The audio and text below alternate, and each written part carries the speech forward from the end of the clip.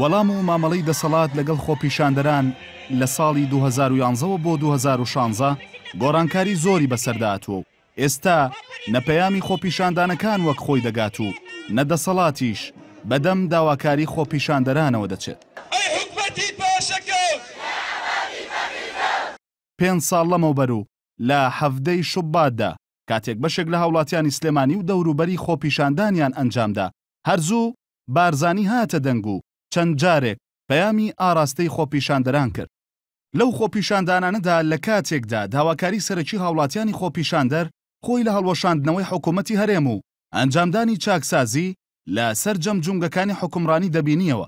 بەڵام ئەو کاتە بارزانی وەڵامی بۆ داواکاری خۆپیشاندەران هەبوو. دوای کەمتر لە 15 ڕۆژ بەسەر دەستپێکردنی خۆپیشاندانەکەی هەفتەی شوباتدا کە زیاتر لە 2 مانگی خایەن ڕۆژی 2 ئازاری 2011 لە کاتی گەڕانەوەی لە ئەوروپاوە بۆ هەرێم بارزانی لە فڕۆکەخانەی هەولێر لەبارەی بەردەوامی خۆپیشاندانەکانەوە لە کۆنفرانسێکی ڕۆژنامەنووسیدا قسەی خۆی کرد. پێشی ئەوەی من سەفەر بکەم لەگەڵ حیزبەکان کوبوومەوە پێشی ئەو کوبوونەوە چەندین کوبوونەوەی تر لەگەڵ حیزبەکان لەگەڵ حکوومەت لەگەڵ پەرلەمان هەمیشە دەوام لێ کردوون کە گوێ لە داخوازیەکانی خەڵکەکە بگرن خەڵک ببینن زانن گیر و گرفتەکان چین. ئەم قسەی بارزانی لە کاتێکدا بوو خۆپیشاندەران لە سەرای سلێمانی و بەشێک لە شار و شارۆچکەکانی دەوروبەری پارێزگاکە داوای ڕووخانی حکوومەتیان دەکرد و دروشمی ئێرحەلیان بەرز کردبەوە. من زۆر باش تێگەم خەڵکەکە گلەی هەیە و حەق خۆشیانە و من دەمە تێگەم وممکن نییە ئێمە خلافی ڕەئی خەڵکی خۆمان بجوڵێنەوە. ڕۆژی 3 ئازاری 2011 بارزانی پەیامێکی تایبەتی لە بارەی خۆپیشاندانەکانەوە بڵاو کردەوە و ڕایگەیان دەنگی لەگەڵ ئەو دەنگانەدایە کە داوای چاکسازی دەکات داوای دادپەروەری کۆمەڵایەتی دەکات. ڕاشی گەیاند دیراسەتێکی تەواوی بارودۆخەکەیان کردووە و گەیشتۆتە ئەو بڕوایەی کە دەبێت معالەجەیەکی ئەساسی بکرێت نەک بە موسەکینات. بارزانی هەرتەنها بەوە شەوە نەوەستا زنجیرەیەک دیدار و کۆبوونەوەی لەگەڵ سەرۆکایەتی پەرلەمان و حکوومەت و پارت و لایەنە سیاسەکاندا ئەنجامدا. پەرلەمانی کوردستانیش کۆبوونەوەی تایبەت بە تاوتوێکردنی داواکاری خۆپیشاندەرانی ئەنجامدا.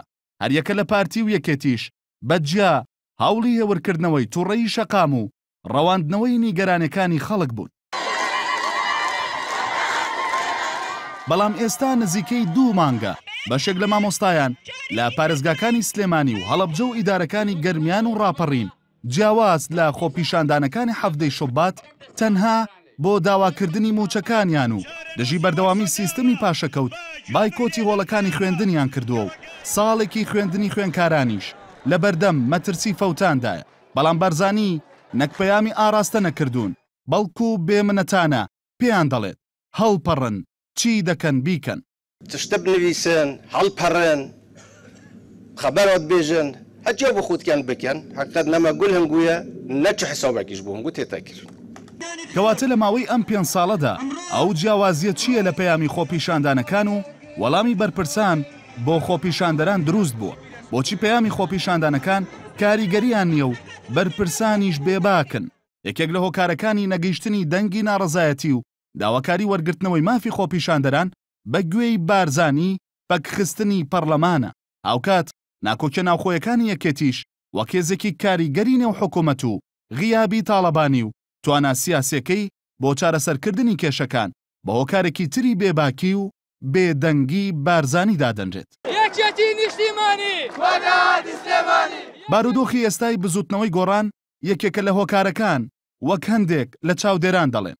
بارزانی چاک دەزانێت کە خودی نەوشیروان مستەفا و گۆڕانیش توانای نەک سیاسەتکردن و جوڵاندنی شەقامیان نەماوە بەڵکو توانای دەربڕینی هەڵوێستێکی کاریگەری سیاسیشیان نییە. سەبارەت بە حیزبە ئیسلامیەکانیش بەڕای هەندێک لە هاوڵاتیان بارزانی باش دەزانێت ئەو حیزبانە توانای ڕابەرێتی و بەڕێوەبردن و بڕیاردانیان نییە و هەمیشە چاوەڕوانی هەڵوێستی پارتی و گۆڕان و یەکێتین. یەکێکی تر لە هۆکارەکانی بێباکی بارزانی و پشتکردن لە خۆپیشاندانەکان شەڕی داعش و ئۆپەراسیۆنی موسڵە. بارزانی و حیزبەکەی باش دەزانن ئەمریکا وڵاتانی ئەوروپا بۆ کۆتایی هێنان بە داعش و کۆنتڕۆڵکردنەوەی موسڵ پێویستیان بە بەرزانی و حیزبەکەی هەیە و پشتیوانی هەنگاوەکانی دەکەن. چەند کیلومترێکە مووسڵ دوورین، ئینشاڵڵا چەند ڕۆژێت بێن دێ مووسڵیش ڕزگار بیت.